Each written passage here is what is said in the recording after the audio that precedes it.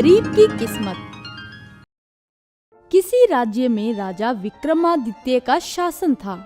राजा विक्रमादित्य की पत्नी ने एक राजकुमार को जन्म दिया। राजकुमार के जन्म से राजा विक्रमादित्य बहुत खुश थे। कुछ दिनों के बाद एक पंडित राजा से मिलने आया। महाराज की जय हो।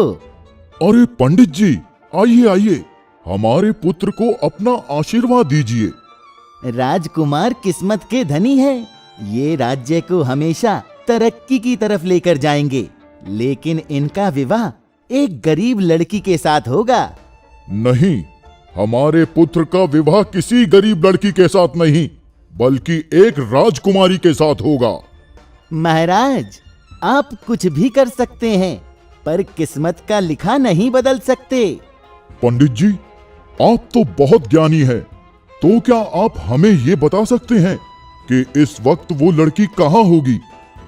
राजा के पूछने पर पंडित जी अपने झोले में से एक किताब निकालते हैं और कुछ मंत्र पढ़ते हुए किताब को राजा के सामने रख देते हैं, जिसके बाद उस किताब के अंदर एक छोटी बच्ची की तस्वीर दिखने लगती है।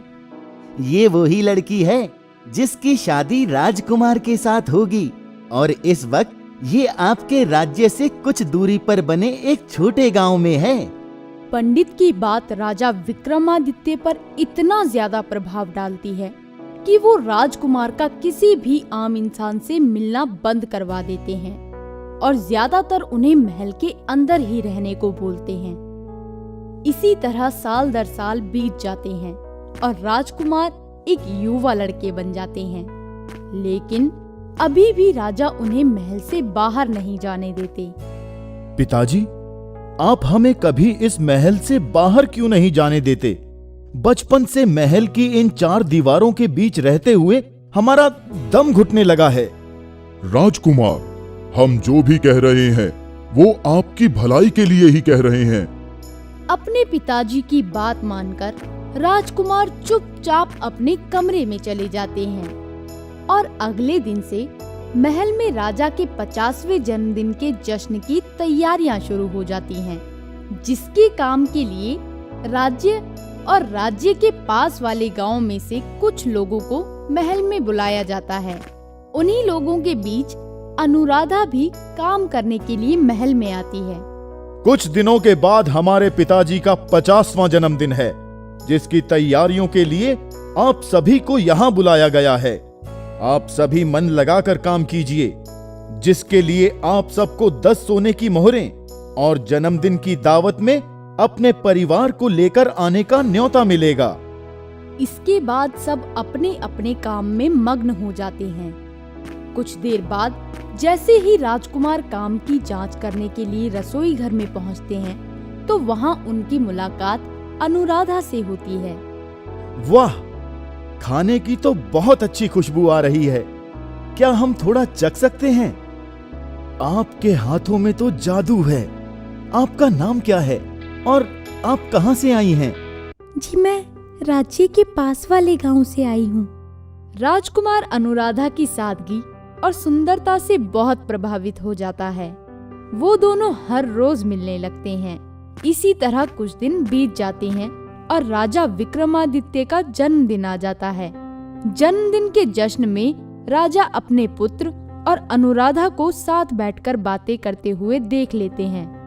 एक आम लड़की, वो भी हमारे पुत्र के साथ। हमें जल्द इसे यहाँ से बाहर निकालना होगा।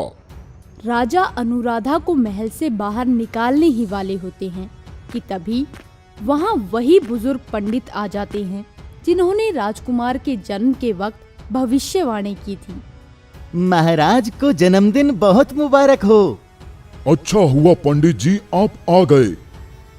उस लड़की को देखकर बताइए, क्या ये वही गरीब लड़की है जिसके बारे में आपने भविष्यवाणी की थी? जी महाराज, यही है राजकुमार की होने वाली रानी।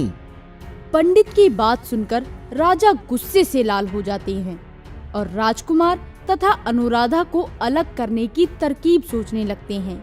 अगले दिन राजा अनुराधा को अपने साथ राज्य की सीमा पर बहने वाली नदी के पास ले जाते हैं और उसे नदी में धक्का दे देते हैं। अब ना ये लड़की बचेगी और ना ही मेरे पुत्र की शादी किसी गरीब लड़की के साथ होगी। राजा के वहां से जाते ही नदी के पास रहने वाला एक मछुआरा जल्दी अपनी नाव लेकर नदी के अंदर जाता है और अनुराधा को बचा लेता है, जिसके कुछ दिनों तक अनुराधा बेहोश रहती है।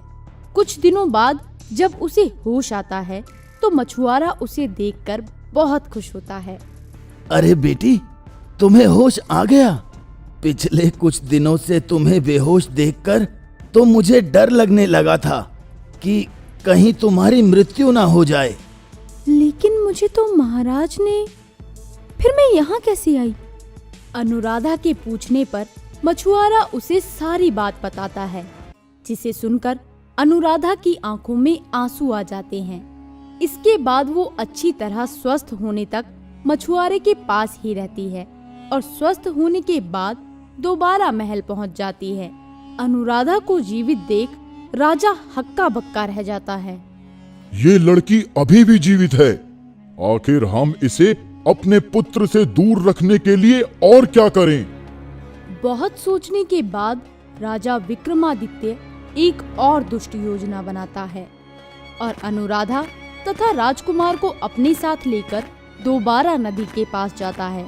वहां पहुंचकर वो राजकुमार के हाथ से एक अंगूठी निकालकर उसे नदी में फेंक देता है। अगर आप दोनों का प्रेम इतना ही सच्चा है और तुम हमारे पुत्र से विवाह करना चाहती हो तो जाओ और राजकुमार की अंगूठी लेकर आओ। अगर अंगूठी ले आई तो हम खुद ये विवाह करवाएंगे तथा जब तक अंगूठी ना मिले तब तक महल में किसी को अपनी शक्ल भी मत दिखाना। ये बोलकर राजा विक्रमादित्य राजकुमार को अपने साथ लेकर वहां से चले जाते हैं।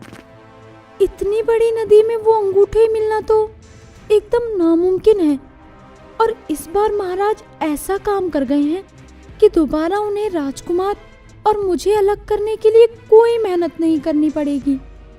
इसके बाद अनुराधा उस अंगूठी की मिलने की उम्मीद में वहीं मछुआरे के पास रहने लगती है।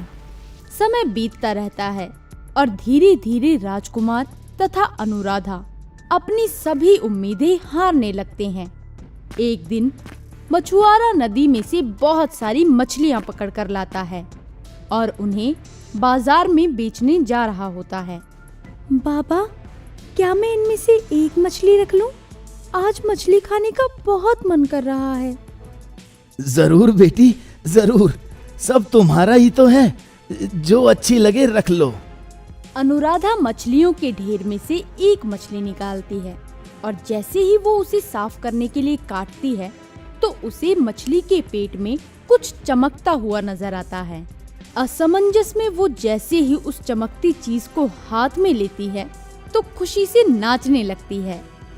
राजकुमार की अंगूठी मुझे मिल गई, मुझे मिल गई।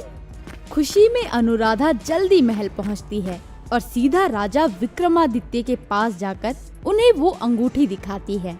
अनुराधा के पास वो अंगूठी देखकर राजा एकदम हक्का बक्का रह जाता है और हार मानते हुए अनुराधा तथा राजकुमार की शादी करवा देता है, जिसके बाद वो हमेशा एक साथ बहुत खुश रहने लगते हैं।